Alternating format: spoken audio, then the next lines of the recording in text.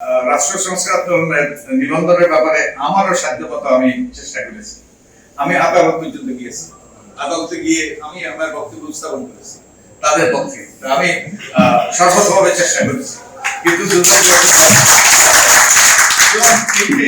রাজনৈতিক দলের নিবন্ধনের ব্যাপারে আমরা কি প্রস্তাব করেছিলাম আমি আপনাদেরকে একটু পড়ে শোনাই। আমরা প্রস্তাব করেছিলাম, এখন রাজনৈতিক দলের নিবন্ধনের জন্য যে শর্তগুলো আছে এগুলো আমাদের কাছে মনে হয়েছে অত্যন্ত কঠোর। এগুলো আরো শিথিল করা দরকার। যেমন কতগুলো জায়গায় এই যে তাদের কমিটি থাকে, কতগুলো জেলায়, কতগুলো উপজেলায়, এগুলো আমরা আরো শিথিল করেছি। যেমন আমি পড়ে শোনাচ্ছি।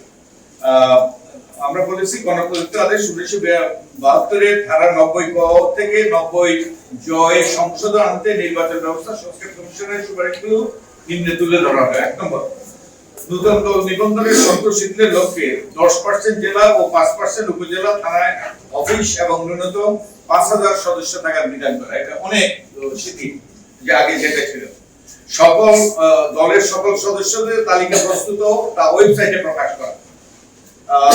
3, আরপিওর 12 ধারার অধীনে সংসদ সদস্য পদের জন্য অযোগ্য ব্যক্তিদেরকে কোনো নিবন্ধিত দলের সাধারণ সদস্য কমিটির সদস্য হওয়ার অযোগ্য করা, যাতে এই যে এখন যে দুর্বৃত্তায়িত সব দুর্বৃত্তদের আটকা আছে সেটা যাতে না। আইসিটি আইনের সাজাপ্রাপ্ত সকল ব্যক্তিদেরকে ওই দলের যারা সাজাপ্রাপ্ত হয় তারা যেন অযোগ্য। আন্তর্জাতিক, তারপরে দলের সদস্যদের গোপন ভোটে দলের স্থানীয় থেকে জাতীয় পর্যায়ে পর্যন্ত সকল কমিটি নির্বাচিত করা।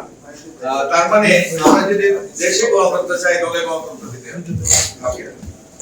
দলের সদস্যদের গোপন ভোটে প্রতিটি নির্বাচনী এলাকা থেকে সকল সংসদ নির্বাচনে প্রতিনিধিদের জন্য 3 জনের একটি প্যানেল তৈরি এবং তা থেকে দলীয় মনোনয়ন প্রদানের বিধান করা, যাতে এই যে আপনারা যারা দলের সদস্য আছেন তারা ঠিক করছেন এবং 3 জনের প্যানেল থেকে মনোনয়ন দেওয়া হবে।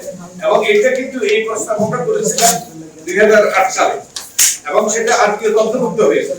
কিন্তু এরপরে যখন সংসদে যায় ওই যে এটা অনুমোদন করার জন্য এটা পরিবর্তন করা হয়। এটা পরিবর্তন করে কি করা হয়, একটা প্যানেল হবে, তারপরে ওই প্যানেল বিবেচনা নিয়ে, আমরা বলছিলাম প্যানেল বিবেচনা নিয়ে মনোনয়ন দেবে। এটা এখন আরটিওতে আছে। আমি আপনাদের আরটিওতে আছে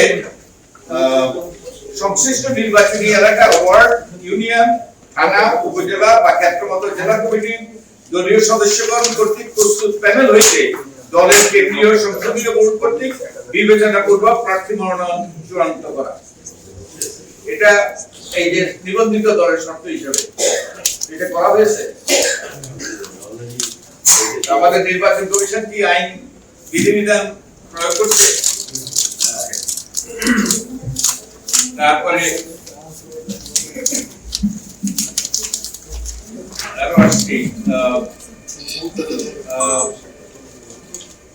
দলের সদস্যদের চাঁদা, এগুলো আমরা বলেছি যে ব্যাংকিং চ্যানেল এবং এগুলো ট্যাক্স রিটার্ন দেখানো। তারপর আমরা বলছি দলের তহবিল ব্যবস্থাপনার বর্তমান বিদ্যমান ব্যবস্থা স্বচ্ছতা নিশ্চিত করতে নিবন্ধিত দল কর্তৃক বার্ষিকভাবে দাখিলকৃত অডিটের আয় ব্যয় হিসাব প্রকাশ করা এবং নির্বাচন কমিশনে দাখিল করা, একই সঙ্গে কমিশন কর্তৃক অডিটের হিসাব নিরীক্ষণের বিধান করা। আমার প্রচেষ্টাই একটা আদালতে আমি হাইকোর্টে গিয়েছিলাম, ওই যে রাজনৈতিক দলের আয় ব্যয় হিসাব দিতে বাধ্য, কিন্তু নির্বাচন কমিশন এই বলে এটা দেখে আমার জন্য ওই যে রায়টা হয়েছে অন্য থেকে দেয় না, এরকম যেটা সম্পূর্ণ অন্যায় সঠিক নয়। তো এটা প্রশ্ন করেছিলাম। ওকে, নিবন্ধিত রাজনৈতিক দলকে তথ্য অধিকার আইন 2009 এর আওতাভুক্ত করা, যাতে আপনারা যে কোনো লোক জানতে পারবেন তাদের আয় ব্যয় কিভাবে কোথা থেকে আসবে। দলের রেজিভিত্তিক ছাত্র, শিক্ষক, শ্রমিক সংগঠন, ভাতৃপ্রতীক বা যে কোনো নামে হোক না কেন না থাকার বিধান করা। এই বিধানটা কিন্তু আইনে আছে। আমরা 2008 সালে এটা করেছিলাম। আছে কি, শিক্ষা প্রতিষ্ঠানের শিক্ষক বা ছাত্র এবং আর্থিক বাণিজ্যিক বা শিক্ষা প্রতিষ্ঠানের বা সংস্থার কর্মচারী বা শ্রমিকদের বা অন্য কোনো পেশার সদস্যদের সহযোগী বা অঙ্গ সংগঠন না থাকা। আছে আছে নাকি? ছাত্রলীগ, ছাত্রদল, যুবদল, যুবলীগ, যদিও যুবলীগ ছাত্রলীগ কিন্তু একবারে সুস্পষ্ট আইনের লঙ্ঘন এই প্রতিষ্ঠানগুলো থাকা। কোন নিবন্ধিত দলের এই সকল সংগঠন থাকতে পারে না। আমাদের নির্বাচন কমিশন কি করবে?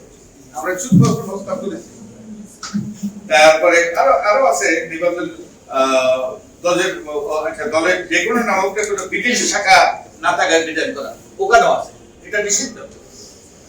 দলের সংসদ নির্বাচনে দলীয় মনোনয়নের জন্য দলের সংসদ 3 বছর সদস্যপদ থাকা বাধ্যতামূলক করা,